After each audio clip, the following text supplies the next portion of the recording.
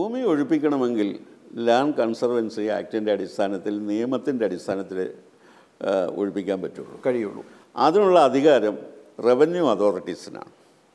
ജില്ലയിലെ റവന്യൂ അധികാരി ജില്ലാ കളക്ടറാണ്. അദ്ദേഹം ആ അധികാരം ഡെലിഗേറ്റ് ചെയ്ത് കൊടുക്കുന്നവർക്ക് ചെയ്യാൻ പറ്റും.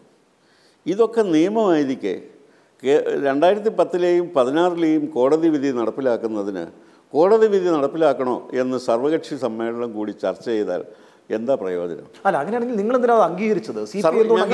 എന്നിട്ട് സർവകക്ഷി സമ്മേളനം മതമേലധ്യക്ഷന്മാരുമായി സംസാരിക്കുന്നു.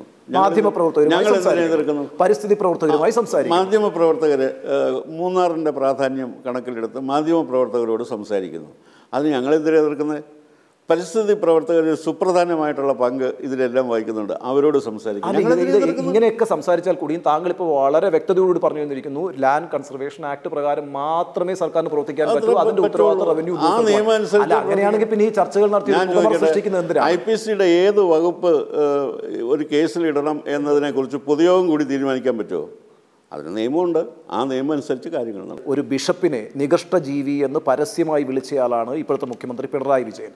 അതുപോലെ തന്നെ രൂപതകളെ രൂപത, അതിരൂപതകളെ അധികം രൂപത, ഇതൊക്കെയാണ് അവരുടെ പ്രവർത്തനമെന്ന് ആക്ഷേപിച്ചവരാണ് CPM നേതൃത്വം. ഇപ്പോൾ കുരിശിൻ്റെ വഴിയുടെ മഹത്വം CPM-നും മുഖ്യമന്ത്രി പിണറായി വിജയനും ഒക്കെ ബോധ്യപ്പെട്ടതിൽ സഭാവിശ്വാസികൾക്ക് നല്ല തൃപ്തിയുണ്ട്. ഇവിടെ ഇപ്പോൾ പൂർണ്ണമായ ഉത്തരവാദിത്വം CPI-ക്കാണ്. മറുപടി പറയേണ്ടി വരുന്നത് CPI-ക്കാണ്. ആശയം അങ്ങനെയൊന്നും ഒരാൾ നന്നാകുന്നതിനെക്കുറിച്ചൊന്നും നമുക്ക് മോശം പറയാൻ പാടില്ലല്ലോ. ഒരാളുടെ ചിന്താഗതി മാറ്റം വന്നാൽ അത് നല്ലതില്ല. കുഴപ്പത്തിൽ ചാടിച്ചുകൊണ്ട് വേണമെന്നുള്ളത് ഞങ്ങൾ ഈ പ്രായം എത്തിയ ഒരു പാർട്ടിയാണ്. കുഴപ്പത്തിൽ ചാടാതെ നോക്കാനുള്ള കഴിവ് ഞങ്ങൾക്കുണ്ട്.